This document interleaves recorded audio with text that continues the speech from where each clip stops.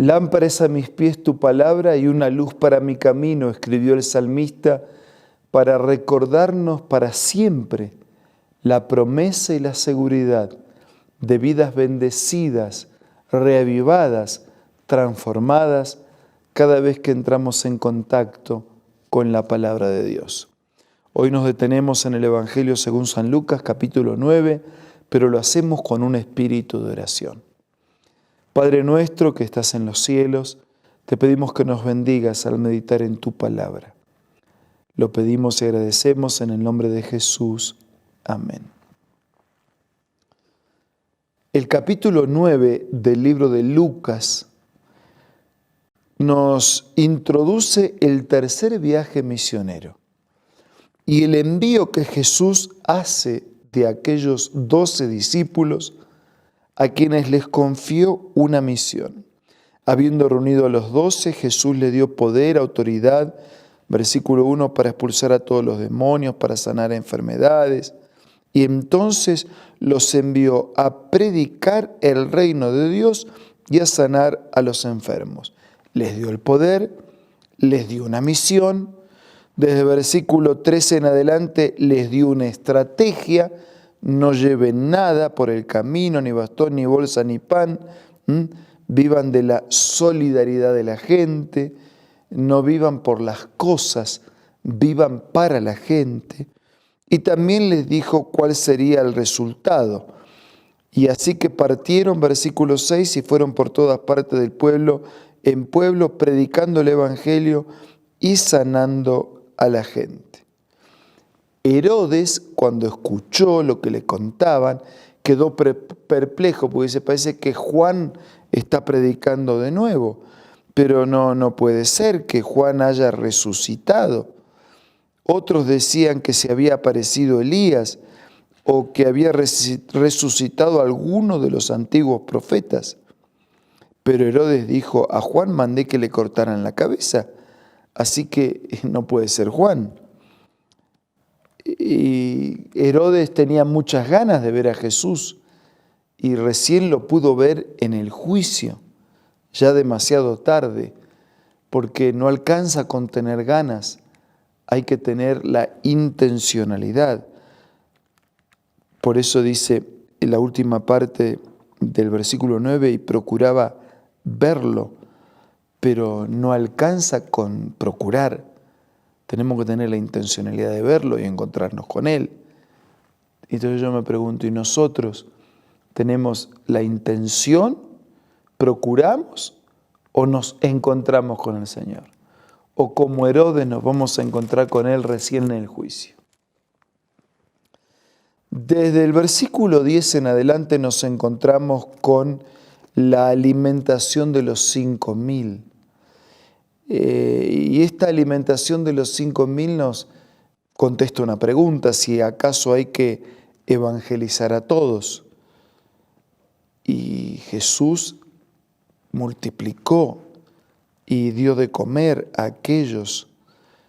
Dice que cuando regresaron los apóstoles, les relataron a Jesús lo que habían hecho, se los llevó consigo y se retiraron solos a un pueblo llamado Betsaida. Pero la gente se enteró y los siguió, y Él les habló del reino de Dios y sanó a los que lo necesitaban. Y los discípulos al atardecer le dijeron, despide a la gente que se vaya a buscar alojamiento y comida en campo y pueblos cercanos que lleguen a las ciudades. Y Jesús dice, versículo 13, y denle ustedes de comer. Nosotros tenemos 5 panes, 2 peces. A menos que vayamos a comprar comida, no hay cómo darle de comer.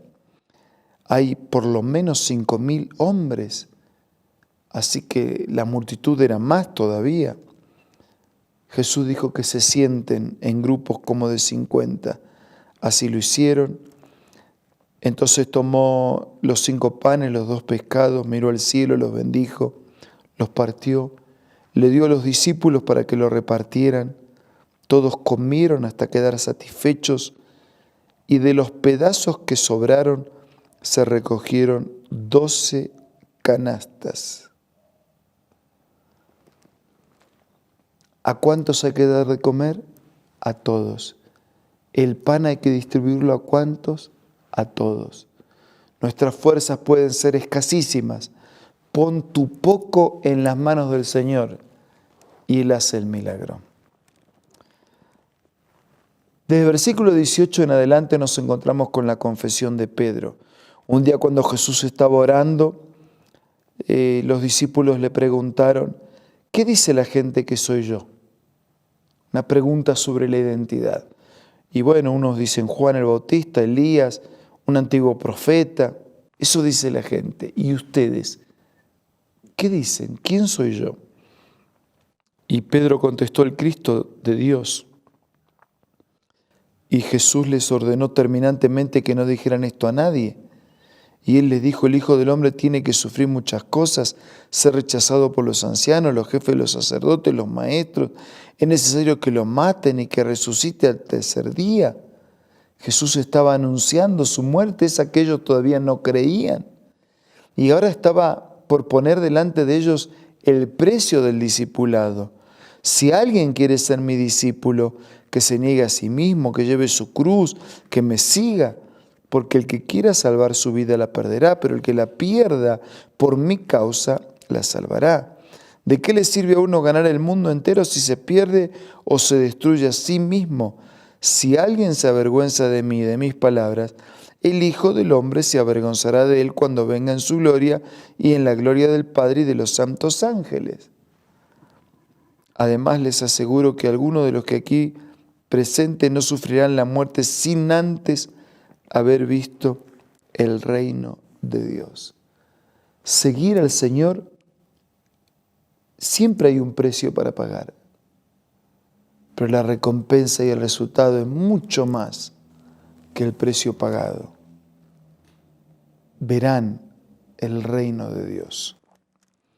Versículo 28 en adelante aparece la transfiguración. Jesús fue al monte y así como lo contó, lo hemos visto en el otro evangelio, aparece también aquí en Lucas, acompañado de Pedro, de Juan y de Jacob, subió una montaña a orar. Mientras oraba, su rostro se transformó, su ropa se tornó blanca, radiante. Aparecieron dos personajes, Moisés, Elías, que conversaban con Jesús. Pedro y sus compañeros estaban reunidos de sueño. Cuando se despabilaron, vieron su gloria y a los dos personajes que estaban con él.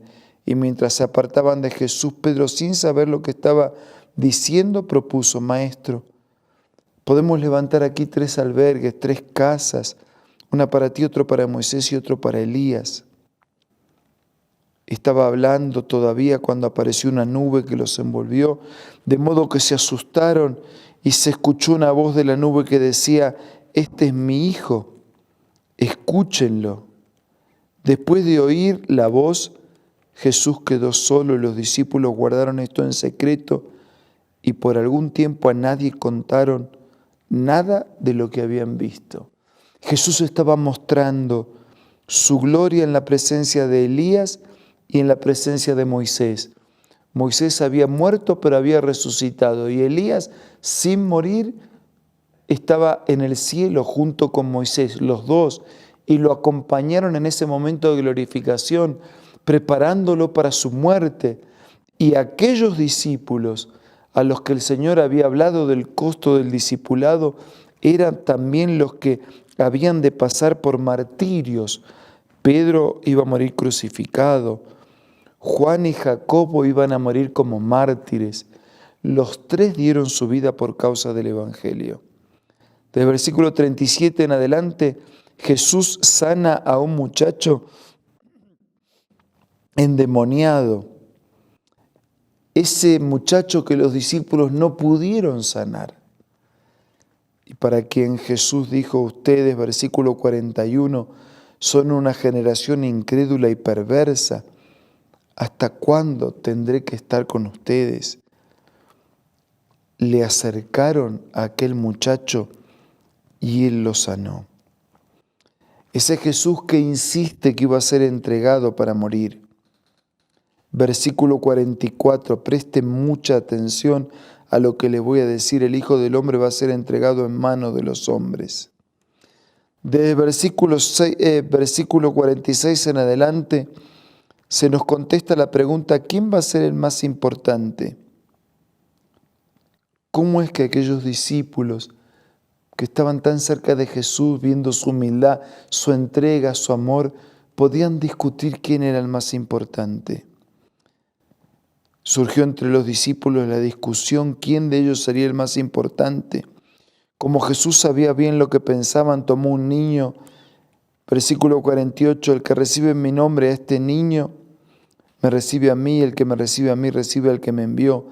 El que es más insignificante entre todos ustedes, este será el más importante. Porque solo cuando reconocemos la absoluta incapacidad, Dios puede actuar. Solo cuando reconocemos nuestra pequeñez, nuestra imposibilidad total, dejamos espacio para la actuación de Dios. Desde el versículo 51 en adelante vemos la oposición de los samaritanos y esos discípulos que no habían entendido, que querían que del cielo descienda fuego para consumirlos. Desde el versículo 57 en adelante, otra vez el Señor insiste en cuánto cuesta seguirlo. Te seguiré a donde quiera que vayas. Y Jesús dijo, las zorras tienen madriguera, las aves nidos, pero el Hijo del Hombre no tiene dónde reposar la cabeza. A otro le dijo, sígueme, porque tenemos que estar dispuestos a no tener nada, porque siguiendo al Señor lo tenemos todo, aunque no tengamos nada. No, pero primero tengo que enterrar a mis padres. Estaba usando una excusa porque el padre ni siquiera había muerto. La misión es prioridad suprema. Otro afirmó, versículo 61, te seguiré, Señor, pero primero déjame despedirme de mi familia. Jesús respondió, nadie que mire atrás después de poner la mano en el arado es apto para el reino de Dios. Y en estos últimos pasajes nos encontramos que para seguir al Señor tenemos que estar dispuestos a abandonar todo aquello que nos impide seguirlo. Tenemos que estar dispuestos a ponerlo a Él en primer lugar sin utilizar excusas. Y tenemos que estar dispuestos a perseverar en el camino iniciado. Todo esto hizo el Señor por nosotros. Se jugó, arriesgó, pagó el precio mayor que alguien podría pagar colocando su propia vida para que lo sigamos, para que lo amemos, para que lo aceptemos, lo reconozcamos, nos salvemos, tengamos perdón en el presente y eternidad hacia el futuro. ¿Qué quieres hacer? Dile a Dios en oración lo que queremos hacer.